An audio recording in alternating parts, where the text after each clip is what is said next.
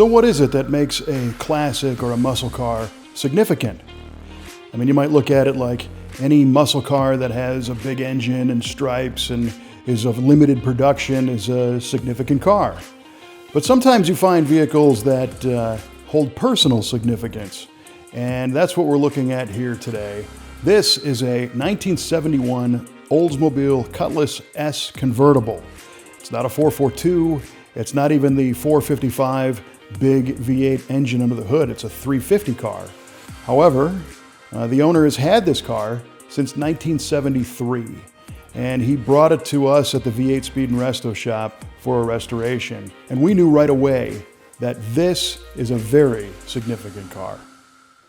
This is our new car, a 71 Oldsmobile Cutlass Supreme.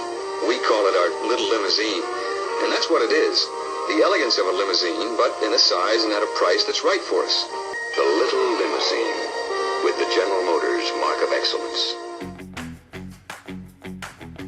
When this car arrived, it was pretty typical of a well-worn early 70s Olds Cutlass.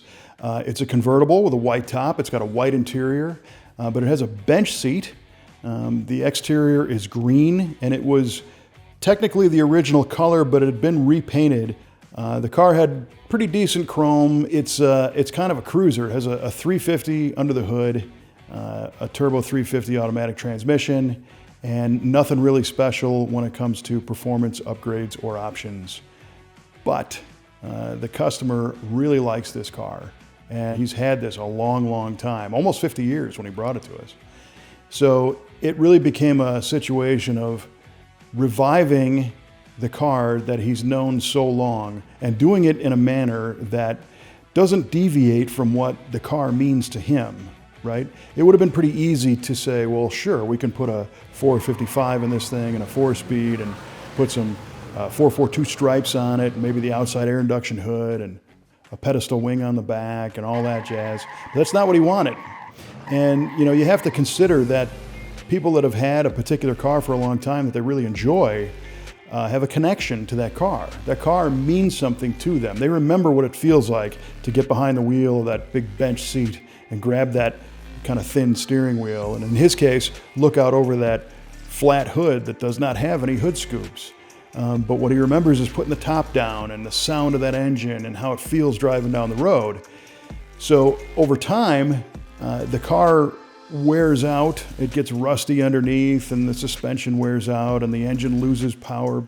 And our daily drivers get better and better and better. So you can buy any, new to 5 or 6 or 10-year-old car today that is still nice and tight, and it doesn't squeak, and the steering is a lot tighter because the design is different, and they stop a lot better. So it's our job to determine what's most important to the customer and pick the elements from the new car experience of driving and the vintage experience of the memories and mesh them all together into something that looks and feels like it's supposed to, but performs better so that it doesn't feel like such a stretch from a modern car. Now, there are times when we do a very correct original restoration of a car where everything has to be exactly how it was. In this case, though, we wanted to kind of split the difference. It looks good, man. Now, overall, the car was not in terrible shape. There were a couple of pinholes in the floor. There was a few little pieces in the dash, a little mark in the trunk floor, and just a little bit of repair work that had to be done. But we weren't replacing entire floors on this car. We weren't replacing entire quarter panels. So that was nice. The fenders both had some work done to them in the past. It looked like there might have been a fender bender in the past. So we had to assess fixing those. But the doors also had some little rust holes here and there that we had to take care of. But overall, our mission was to reuse all the original sheet metal, and I think we were able to do that on this car. Once we repaired the floors, we made a panel and metal finished it, welded it in to make that firewall nice and clean. This platform is called the GM A body platform, and a lot of the pieces interchange with other GM A body products from different brands. So the Chevrolet A-body is the Chevelle. The Buick A-body is the Skylark. Pontiac A-body is the Le Mans GTO. So the beauty of all that is that the aftermarket has jumped on to make a lot of different parts for these cars that interchange, and especially when it comes to the suspension system. So we had our chassis completely disassembled and again media blasted. It got powder coated in a satin black, and we began to reassemble the chassis using some tubular suspension components from QA1. The advantage of using this type of suspension system is that the upper and lower control arms not only are made of a stronger material than the stamped steel originals, they have a modern urethane bushing in them that's greasable so they don't deflect and it's more of a precise drive. But they also have some revised geometry built into them, which means they track nice and straight going down the highway. We replaced the original steering box with a unit from Borgeson, which is a quicker ratio, so it feels much better than the original one. And for springs, we used a coil-over shock assembly. We like to put them together on the chassis, build the whole car, and then when all the components are installed on the car and it's at its maximum weight, that's when we'll go back and adjust the ride height, either change the spring out or adjust the spring on that coil-over shock. But it's nice to be able to dial everything in the way it's supposed to be. So this car drove in on its original 1971 Olds Rocket 350 V8 engine. But this one was starting to wear out and lose a little compression and puff a little smoke. But the owner didn't want a different engine, so we sent this one out to Fast Times Motor Works and had them go through it. They did some cleanup machine work on it, did a retrofit of a hydraulic roller camshaft, and then reassembled everything with new rings and pistons and bearings and checked all the clearances and made sure that it was all good to go, decked the block and the heads and assembled it and test ran it. And now we are fueling this with a Holley Terminator X fuel injection system taking place of the old carburetor. But in this case, we're ensured some peace of mind by doing a comp hydraulic roller cam, all ARP hardware inside. And then we ended up using the original transmission, had it rebuilt, Turbo 350 hydromatic transmission. It's an automatic 3-speed. We rebuilt the drive shaft and had it balanced.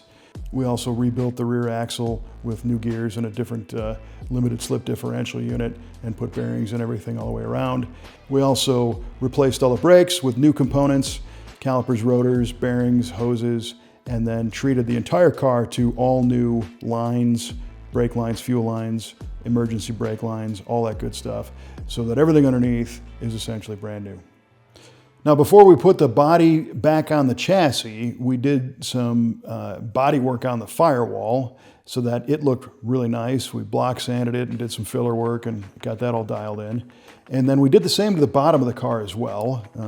We like these things to look nice on the bottom too. And then we treated everything to some seam sealer to make sure that those metal seams wouldn't hold any moisture and start rusting again. And then on the rotisserie in the paint shop, we shot the top side in a gray epoxy, and then the bottom also got a black industrial paint finish from the firewall all the way to the tail. And then the bottom side of the car was treated to a bed liner product to give it a polyurethane coating which resists stone chips and helps keep the noise down a little bit. And that is because this car is meant to be driven.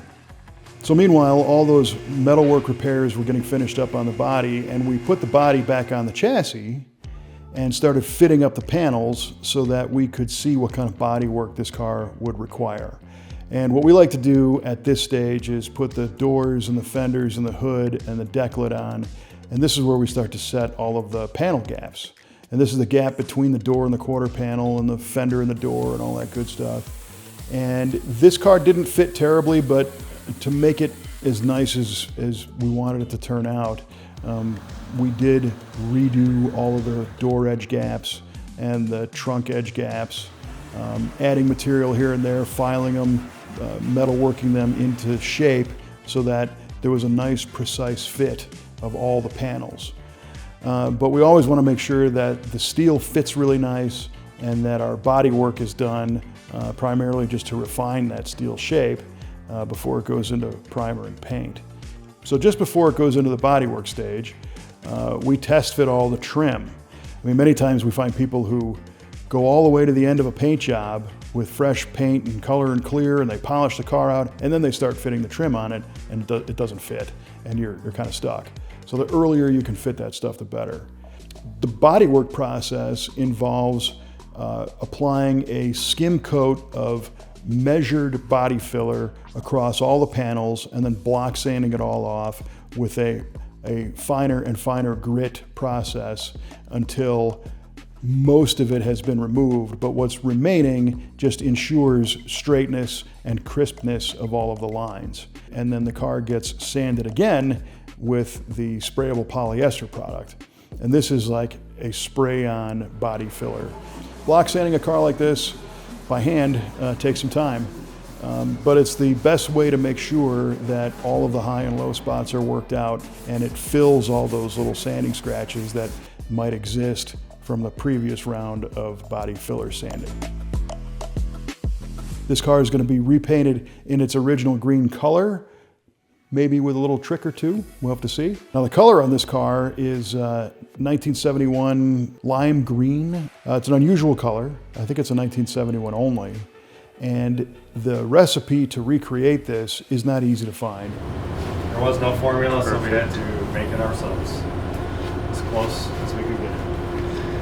Our painter Jeff ended up brewing up a couple different variants and spraying out different spray out cards that we could look and compare to the original color and also to the taste of the owner, right? So I think the winner was based very much on that original color, but it has a little bit of gold in it and a little more pearl than it had when it was new.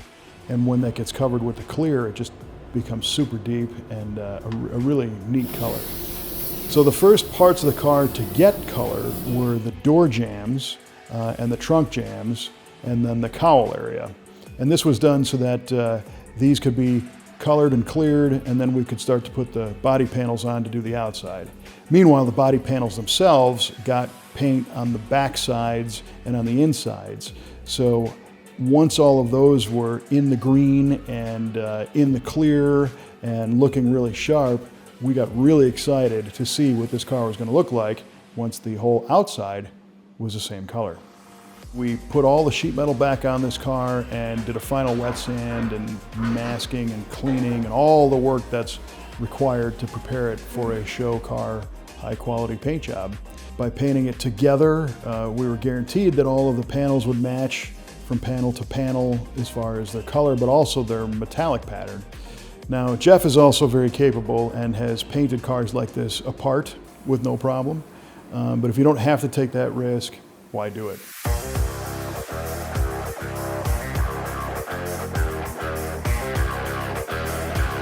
Now, it's always very dramatic seeing a car change colors in the paint booth.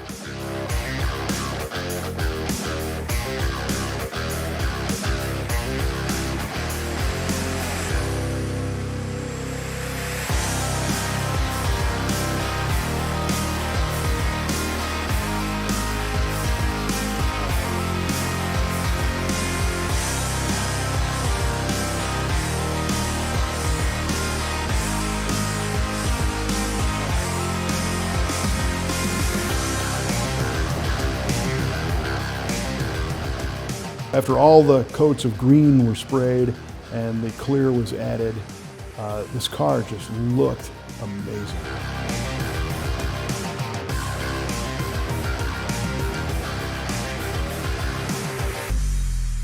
We let it sit for a little while and then began the wet sanding and buffing process. And I think today we'll go 1,000 grit, 1,500, 2,000, I think we'll go up to 5,000 grit. And then we'll break out the polish compound and buff and polish the clear as well, which really makes it come to life. Now, we're always conscious that we don't take too much off because you've got an interesting dance to do because some of these paints don't allow for too much of a clear coat application. Sometimes you can't just put 25 coats of clear on it and sand it smooth and essentially use clear as body filler.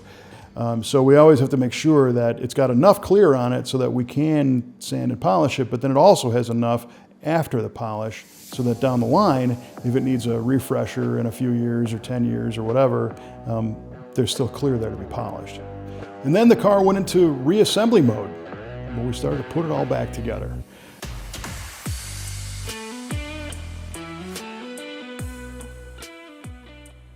So the original seats were disassembled all the way down to the frames. Then they got media blasted, and sometimes we have to reclip them or replace sections of spring and weld things together. We have the luxury of being able to make our seat covers if we choose in-house. In this case, we were able to obtain some that were a good reproduction and worked out pretty well in that pearl white color, which is just a stunning color. We also reupholstered the door panels on the insides, the rear side panels, and of course new carpeting. Everywhere that you'd come into contact with the car needs to be as fresh and crisp as the outside. So the convertible top assembly was removed and it was stripped of all paint and corrosion, and bushings were replaced, and the weather strip was replaced. The top frame was painted black and restored to like new condition. And then new hydraulic pistons were installed, new lines, top motor. The new convertible top is white like the original one, which looks outstanding in contrast to that pearl green. All of the electrics were replaced, all of the dash wiring, all the light wiring from front to back. So everything is new inside the car. The dashboard is amazing. We had the original gauges restored, and then we refitted those with all LED lighting, which at the end really made the car look great. A new face for the dash, and all bright plating was done. So it looks beautiful. I mean, like the dashboard looks brand new. And meanwhile, the exterior trim started to go back on the car, the bumpers and some of the side trim, the grills and the headlights and all that jazz. And piece by piece, everything started coming back together. One of the things that's very special on this car are the wheels. And I gotta say, when I heard the plan for the wheel initially, I honestly wasn't quite on board, just because I didn't get it. But this was motivated by the owner, and he had a great idea looking back. So when this car was new, it had a 14-inch wire hubcap with a little Oldsmobile rocket emblem in the middle in red, and a white pinstripe tire. And those hubcaps, for those of us who grew up in the 70s and 80s, I remember these things always just not looking nice. They were too small, being these little 14s, but they looked to be of low quality, and they always made noise going down the road. They would whistle and squeak, and they were really super hard to clean, and they tarnished, and they were clearly not a wire wheel, but they were just a hubcap, and it is what it is. But the owner decided, hey, why don't we get a real set of wire wheels for this car in chrome plated, and then have a custom rocket emblem put on the center of the wheel cap, right? So the wheels are a Dayton wire wheel that are 17-inch diameter, and they're a true knockoff design. So it doesn't have any lug nuts. It bolts onto the spindle with a locking nut. And the owner had this idea to have a rocket emblem 3D printed based on the original design, chrome plated, and then painted with red jeweler's enamel. And that went right on the center of that locking nut. And it was wrapped in a white pinstripe tire. And I gotta tell you that once I saw the wheels and tires installed on the car, I was floored. Because gone was any recollection of the cheesy wire hubcaps. But this wasn't a wire wheel that looked to be overdone. It looks so right on the car. And I think it's a combination of all the plating on the car, the white top, the white interior, the bright green, and the fact that it's not a 442, so it doesn't have any stripes or anything. It's just a classy looking, fairly glamorous car, I guess is the best way to describe it. And the stance is right on. It sits down just a little bit, and the wheel and tire orientation in the wheel well. It looks dynamite.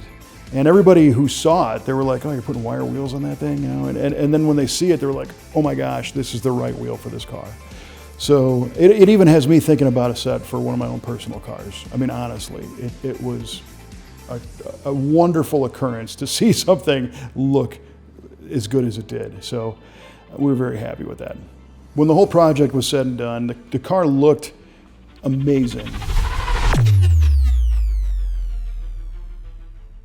It's different in many ways from a lot of things we do. It's a 350 powered Oldsmobile Cutlass. Again, not a 442. It's got a single exhaust, the wire wheels, a basic stock appearance, but it's so nice. It drives wonderfully. It's nice and smooth, but that QA1 suspension allows it to handle really tight. It's like a modern car, you know. It doesn't squeak or rattle. The top's not shaking. The windows aren't clattering, you know. Any of those things that we associate with, you know, an old worn out convertible or how it was when it came in. It makes great power. The fuel injection is nice and reliable. You turn the key and it starts. The LED dash lighting is unreal. It is such a simple thing, but when you have gauges that are fresh and crisp and the lenses aren't all cloudy and the numbers aren't all gummed up, and to light them up with that LED, I stared at it for about an hour. I mean, I darn near killed the battery just looking at the dash lights. It's amazing.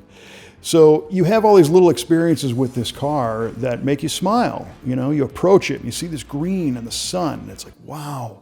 And then you see the wheels and you're like, yeah, right on. And then you get in, it's comfortable, and the wheel feels good, and the dash looks great, and you turn those headlights on and the gauges come to life, and you turn the key and it just lights right off, and it drives so nice. It's a home run. It just makes you smile. And for me, I'm not the guy that's owned this thing for 50 years, but I'm super attached to it now. You know, I can't even imagine, you know, how much he likes it. So that's the great thing, is we sent it back to the owner, and he really digs it, and it's part of his world, and it's never going away. And we were just super honored to be the ones to bring it, not only bring it back around, but bring it to another level, but kind of a different level than where a lot of cars go. You know, the urge to really modify it was resisted, and instead that energy went into making everything that it needs to have, it's got, and it's all done to a top level degree.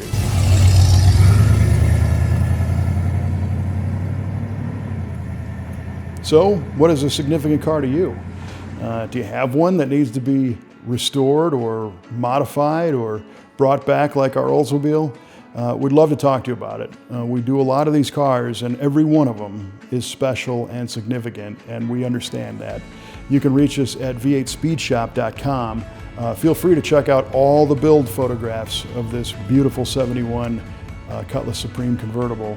There's a lot of them, and we're happy to answer questions and maybe work with you on adding a whole nother level of significance to your special car.